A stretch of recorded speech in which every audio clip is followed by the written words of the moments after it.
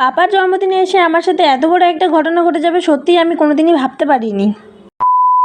Hello বন্ধুরা, কেমন আছো তোমরা? শরীর খুব ভালো আছো আর তোমাদের ভালোবাসা আমিও অনেক ভালো আছি। এখন বাজে 4:30 আর আমি এখন রেডি হয়ে গেছি দিদির বাড়ি যাওয়ার জন্য। আর এই যে এখানে হচ্ছে পাপার জন্মদিনের গিফট, আজকে হচ্ছে পাপার জন্মদিন। তো আমি আর আমার বর আর আমার ভাই আমরা তিনজন মিলে এখন বেরিয়ে পড়েছি দিদির বাড়ি যাওয়ার উদ্দেশ্যে।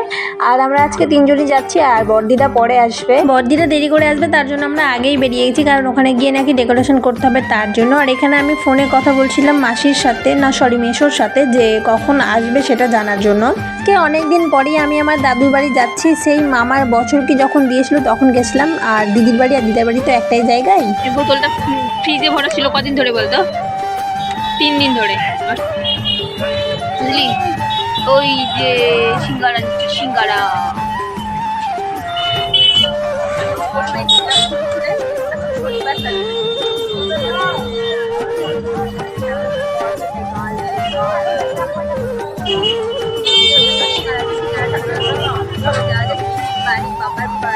তো এখানে বরমশাই নিয়ে চলেছে সিঙ্গারা। এখন আমরা তিনজন মিলে সিঙ্গারা খাবো। আর আমি জানো তো বাড়ি থেকে ফ্রিজের জল নিয়ে এসেছিলাম, ডিবের মধ্যে আমার শ্বশুরমশাই ভরে রেখেছিল, সেটা আমি পেপারের মধ্যে মুড়িয়ে 3-4টা প্লাস্টিকের মধ্যে ভরে আমি নিয়ে এসেছি। এসে আমি প্রথমে চলে এসেছি দিদার বাড়ি। সেখানে এসে দেখি যে পাপা এখানে ছিল। তো বাবাকে গিফটটা দেওয়ার পরে দেখতে পাচ্ছ ওর রিয়াকশন কেমন, ওই কতটা খুশি হয়েছে গিফটটা পেয়ে। তো আমার গিফট দেওয়া দেখে দিদি বলছে তাহলে আমিও দিই, দেখি ওই কেমন রিয়াকশন দেয়।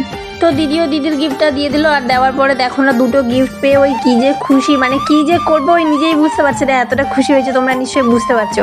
আর এটা হচ্ছে আমার বুনু। এখানে না ওকে আমি বলছি যে তুই চুড়ি কার জন্য পড়ছিস, তোর জামাইবাবুর জন্য? বলছে কি না জামাইবাবুর জন্য পড়িনি, আমি নিজে নিজে পড়েছি। তো আমি এখন চলে আসলাম দিদির বাড়ি। আর আমাকে হাজারবার ফোন করতে করতে তোমাদের দাদাভাই বিরক্ত হয়ে ও ঘর থেকে বেরিয়ে চলে গেছে। আর তোমাদের দাদাভাই এসে আগেই বেলুনগুলো ফুলিয়ে দিয়েছে, সাথে আমার দুটো ভাইও ছিল, ওরা এসে বেলুনগুলো ফুলিয়ে চলে গেছে। এখন আমি বেলুনগুলোকে বেঁধে ভালো করে আটকে দেবো। আর এখানে জানো তো বেলুনগুলো নিজে নিজেই ফেটে যাচ্ছিলো, তার জন্য আমি চমকে যাচ্ছিলাম। মানে দিদিদের ঘর তো প্লাস্টার করা নেই, তার জন্য বেলুনগুলো ফেটে যাচ্ছে। আর জানো তো আমি যখন থেকে ক্যামেরা অন করেছি যে কটার জন ঘরে ছিল সে সবাই বাইরে চলে গেছে। বলছে আমি ভিডিও অন করেছি, ভিডিওতে আমরা চলে আসবো, তো এই জন্য ওরা বাইরে চলে গেছে। ওদের না লজ্জা লাগছে যে আমার ভিডিওতে আসছে, ভিডিওটা আমি যখন পোস্ট করবো ওরা দেখবে সেটা না, মানে ওদের লজ্জা লাগছে, তার জন্য ওরা ঘর থেকে বেরিয়ে যাচ্ছে। তো তোমরা প্রথম দিকে নিশ্চয়ই সেটা দেখে বুঝতে পারলে যে ওরা কেন বেরিয়ে গেল ঘর থেকে।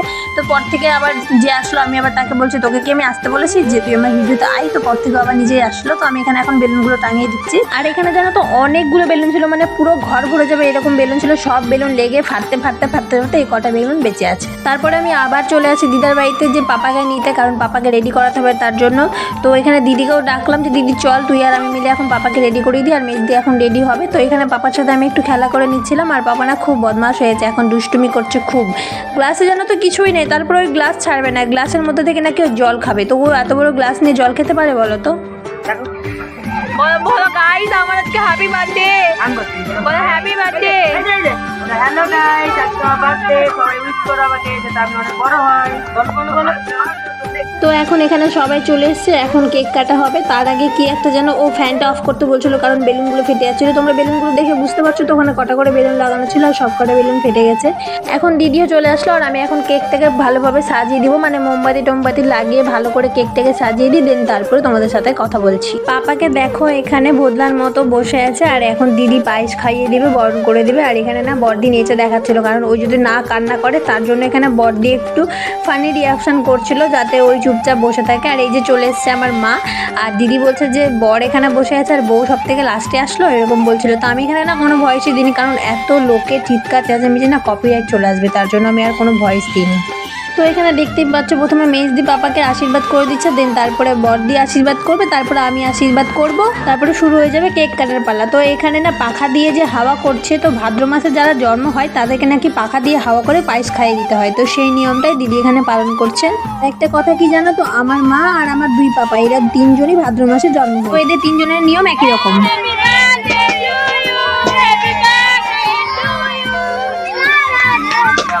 এই দেখো এখানে এটা কেক কাটছে। আর জানো তো মোমবাতিতে ফু দিয়ে মোমবাতিটা নেভাইনি। আর আমি এখানে ওদেরকে বলে দিচ্ছি যে মোমবাতিটা তো ফু দে, তারপরে ফু দিয়ে নিভালো।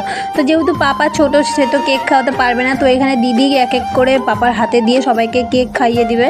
আর কি জানো তো, একটা না বড় বেলুন ফোলানো হয়েছিল, সেই বেলুনটার ভিতরে আমি চকলেট ভরেছিলাম, তো সেই বেলুনটা না ফুটেইনি। আর এখানে দেখো আমার বরকে, এটাও না ফুটছে না, মানে সবই বাজে বলতে গেলে, কোনো কিছু একটা ঠিকঠাক ছিল না। ওই জন্য না আমার বরমশাই রেগে বলছে কি যে তুমি এনেছো যাই হোক, তোমার মাথাতেই দিব, ওই জন্য ওর মাথাতেই বেশি করে দিচ্ছে। এতক্ষণ তো সবই ঠিক ছিল, এর পরে হলো সব থেকে বড় একটা দুর্ঘটনা। আমি ভিডিও করছিলাম, ভিডিও করতে করতে দিদির হাতটা আমার ফোনের সাথে লেগে ফোনটা মাটিতে পড়ে গিয়ে পুরোপুরি বন্ধ হয়ে যায়। অনেকক্ষণ পরে ফোনটা অন হলো, ফোনের মধ্যে কোনো কাজ করছিল না, স্ক্রিন টাচ হচ্ছিল না, তার জন্য আর কোনো ভিডিও কন্টিনিউ করতে পারিনি। আর মনটা আমার খুবই খারাপ। তো আজকে ব্লগটা কেমন হলো